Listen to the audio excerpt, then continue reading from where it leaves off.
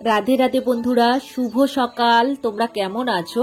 আশা করি তোমরা যে যেখানে আছো সবাই খুব ভালো আছো, সুস্থ আছো। লালটু কুন্তি কিচেন অ্যান্ড ব্লগ চ্যানেলে তোমাদের সবাইকে জানাই স্বাগত আর অনেক অনেক ভালোবাসা। আজকের বৃহস্পতিবার, সকাল এখন 8টা বাজে। তো ওয়েদারটা আজকে খুবই ভালো আছে, বৃষ্টি হয়নি। দেখো রোদ্দুর উঠেছিল সকালবেলায় আর আমাদের ছাদ শুকিয়েও গেছে। তো আজকে ঠাকুর ঘরের পুজো করব, সেটাই তোমাদের সাথে শেয়ার করব। তো তোমরা সাথে থাকো, আশা করি আজকের ব্লগ তোমাদের খুব ভালো লাগবে। সকালে উঠেই বাসি কাজ সেরে নিয়েছি, এখন ঠাকুর ঘরে চলে এসেছি। তো বর্মশাই কিছুটা রেডি করে দিয়েছে, এইবার আমি পুজো করব।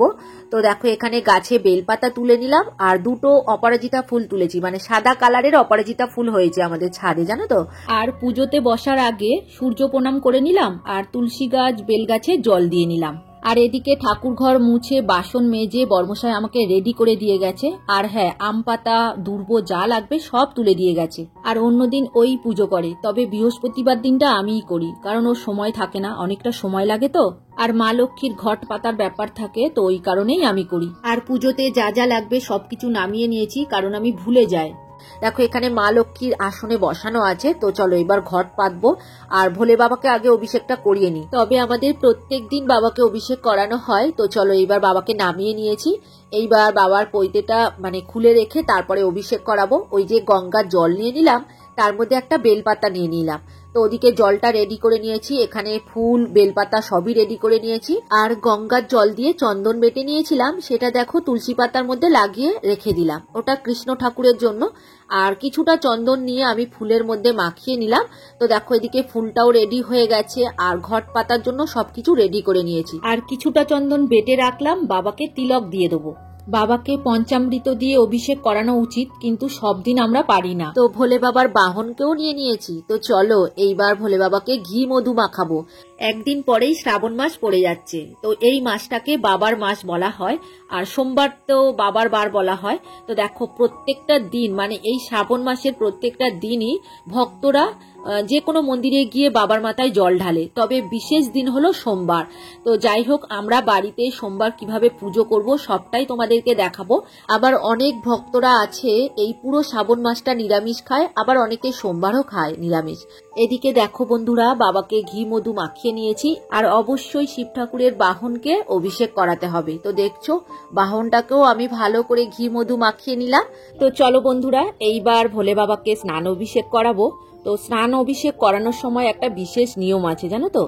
অনেকেই এই ভুলটাই করে থাকে, ডাইরেক্ট বাবার মাথায় জল দিয়ে দেয়, কিন্তু এটা কখনোই করা উচিত নয়। এই যে আমাদের শিবলিঙ্গ আছে, প্রথমে ডান দিকে দিতে হবে, ওখানে গণেশ থাকেন, তারপরে বাম দিকে কার্তিকে, তারপরে শিবলিঙ্গের চারিদিকে দিয়ে শেষে বাবার মাথায় জল দিতে হবে। এইভাবে জল দিলে তবেই বাবা সন্তুষ্ট হন। আর এখন বাবার ওই মহামন্ত্র জপ করে নিলাম। ওং নমঃ শিবায়, ওং নমঃ শিবায়, ওং নমঃ শিবায়, ওং রুদ্রায় নমঃ, ওং রুদ্রায় নমঃ, ওং রুদ্রায় নমঃ। এই মন্ত্র 3বার করে বলে আমি বাবার মাথায় জল দিয়ে নিলাম।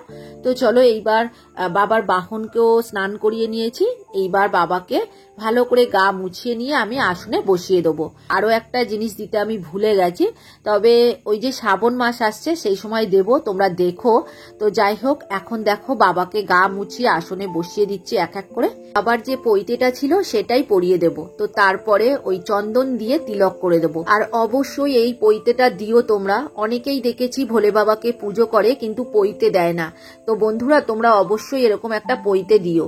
এগুলো দশকর্মা ভান্ডারের দোকানে পাওয়া যায়, তো তোমরা অবশ্যই দিও। তো দেখো এখানে কি কি ফুল দিয়ে আমি ঠাকুরকে সাজাবো সেগুলো রেডি করে নিলাম আর চন্দন লাগিয়ে নিলাম। তো এখন তিলক করে দিচ্ছি। আসলে এটা চন্দনের কাঠ দিয়ে আমি ঘষে চন্দনটা নিয়েছি, তো ওই কারণে তিলকটা ভালোভাবে বোঝা যাচ্ছে না। তবে এর সঙ্গে যদি একটু খড়ি মাটি বা অষ্টগন্ধা চন্দন নিতাম, বা চন্দনের যে পাউডার কিনতে পাওয়া যায় সেটা যদি নিতাম, তাহলে বোঝা যেত। আর বাবাকে তো ঘি মধু মাখিয়েছিলাম, ওই কারণে চন্দনটা আরোই লাগছে না। তো যাই হোক, দেখো ওখানে চন্দনের তিলক আমি তো করে দিয়েছি, দিয়ে দেখো ফুলগুলো দিয়ে সাজিয়ে নিচ্ছি। ওই যে নীল অপরাজিতা ফুল নিয়েছি। বাবা তো গঙ্গা জল আর বেলপাতাতেই সন্তুষ্ট, তবে কিছু কিছু নিয়ম আমাদের মানতে হবে, তাতে শিব ঠাকুর না আমাদের উপর সন্তুষ্ট হবে। তো চলো এইবার ঠাকুরকে বসিয়ে দিয়েই তারপর শঙ্খটা রেডি করে নিই। এটা জল শঙ্খ দেখলে, তো এইবার ওটার মধ্যে একটু তুলসী পাতা লাগিয়ে নিলাম, জল শঙ্খটাও রেডি করে নিচ্ছি। এইবার মা লক্ষ্মীর সামনে এটা বসিয়ে দেবো। এখন মেন কাজ পড়ে আছে, ওই যে মা লক্ষ্মীর ঘরটা রেডি করতে হবে। তো দেখো এইখানে ঘট আর যা যা লাগবে আমি সবই নিয়ে নিয়েছি, মানে আম পাতা, দুর্ব, ধান, ফুল আর সিঁদুরও গুলিয়ে নিয়েছি, আর এখানে গঙ্গা মাটিও নিয়ে নিয়েছি। তো চলো এইবার ঘটের মধ্যে সিঁদুর দিয়ে আমি স্বস্তিক চিহ্ন এঁকে নিচ্ছি। তো দেখো স্বস্তিক চিহ্ন এঁকে নিলাম। এইবার ওই যে গঙ্গা মাটিটা নিয়েছি ওটার মধ্যে 5টা সিঁদুরের ফোঁটা লাগিয়ে নিলাম। তো এখানে মাটিও রেডি হয়ে গেছে, আর অনেক কিছুই লাগবে। তবে আমি কিভাবে ঘট পাতি তোমাদের আগেও দেখিয়েছি, আবারও দেখাচ্ছি। আমার অনেক বন্ধুরা জানে আমি কিভাবে ঘট পাতি, আবার অনেক নতুন বন্ধু আছে তারা তো দেখেনি। তো আবারও আমি যা যা করছি সবটাই তোমাদেরকে দেখাচ্ছি। এখানে একটা কড়ির মধ্যে একটুখানি সিঁদুর লাগিয়ে নিলাম। এইবার ওই ঘরটার মধ্যে জলপূর্ণ করে দিলাম, তার মধ্যে আমপল্লব দিয়েছি আর 3-4টে মতো ধানের শীষ দিয়ে দিলাম। আর এখানে দেখো 9টা দুর্ব আছে, ওটাই দিয়ে দিলাম। তো এইবার আরো অনেক কিছুই দেব, তোমরা দেখতে থাকো। এখানে দেখো একটা সুপারি দিয়েছি, একটা কড়ি দিয়েছি, একটা হরিতকি আর 16 আনা দিয়েছি, মানে 1 টাকার কয়েন দিয়েছি। তো এখানে ঘট আমার রেডি হয়ে গেছে। আর হ্যাঁ, একটা লাল জবা ফুল দিয়ে দিলাম। তো মা লক্ষ্মীর ঘট আমার সম্পূর্ণ হয়ে গেছে। মা লক্ষ্মীর সামনে ঘটটা বসিয়ে দিলাম। তো দেখো এখানে সম্পূর্ণ হয়ে গেল ঘট পাতা। তো এইবার চলো বাকি ফুল যেগুলো আছে সেগুলো ঠাকুরকে সাজিয়ে দিই। তো চলো এইবার তোমাদের কিছু কমেন্টের উত্তর দিয়ে দিই। কল্প কথা থেকে দিদিভাই লিখেছে, সংসারে মেয়ে বলতে তো তুমি একা, তাই কাজের প্রেশার একটু বেশিই পড়ে। যতই বাড়িতে সকলে মিলে একসাথে করুক না কেন, মেয়েদের বাড়তি চাপ নিতে হয়। তার মধ্যে তোমার ইউটিউবের কাজ থাকে, আর যতই কাজ থাকুক শরীরকে আগে রেস্ট দেবে বন্ধু। তো দিদিভাই অবশ্যই তোমার কথা মাথায় রাখবো। আসলে কি হয় বলতো, বাড়িতে এত কাজ থাকে না, মানে শুয়ে বসে থাকতে পারি না যতই শরীর খারাপ হোক।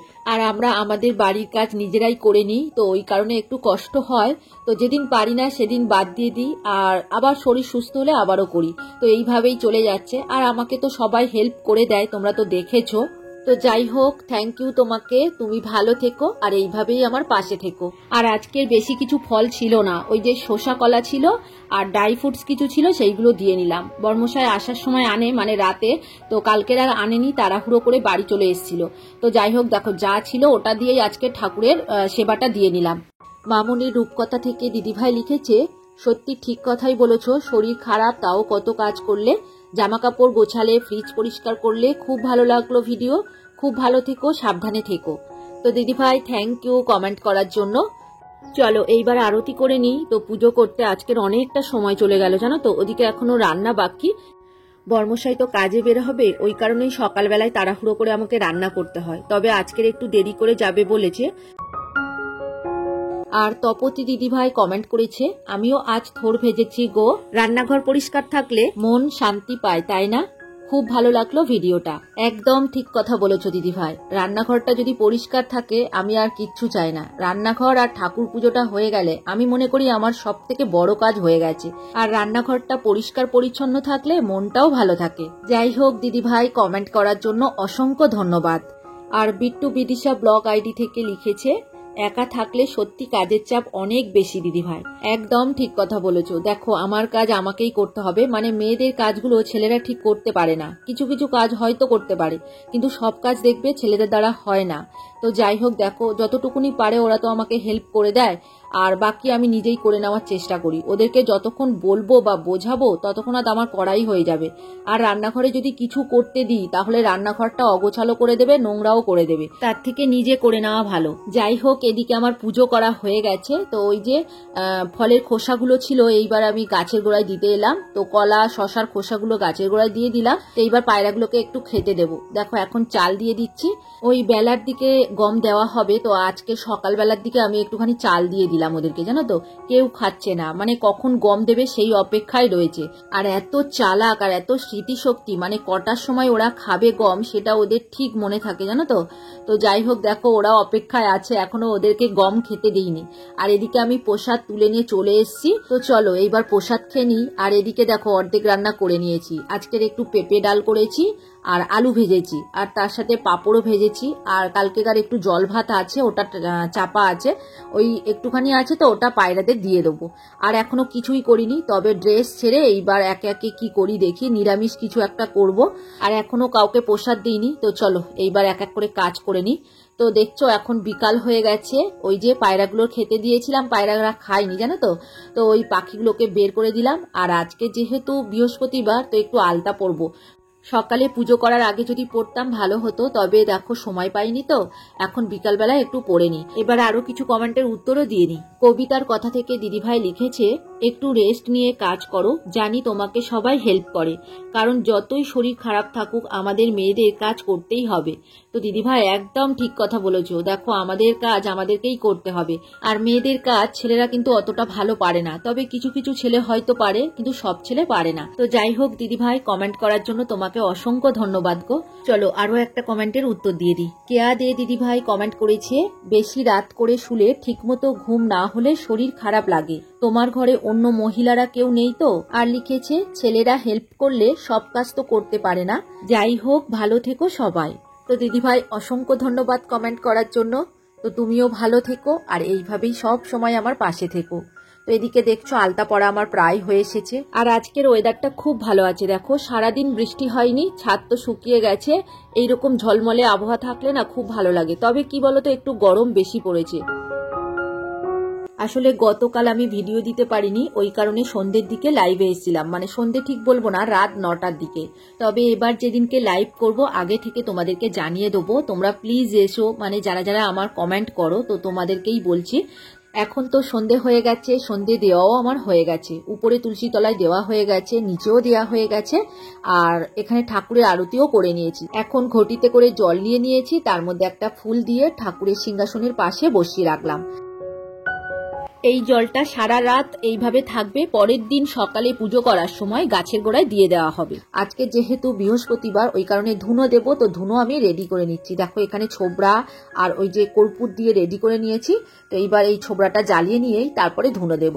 আর বৃহস্পতিবার আছে, সারাদিন আমি যা যা করলাম ঠাকুর ঘরে সবটাই তোমাদের সাথে শেয়ার করছি। আর অন্যান্য কাজ তোমাদের সাথে শেয়ার করতে পারবো না আজকের, কারণ কি বলতো এরপরে যদি আমি অন্যান্য কাজ শেয়ার করি তাহলে কি হবে, ব্লগটা অনেক বড় হয়ে যাবে।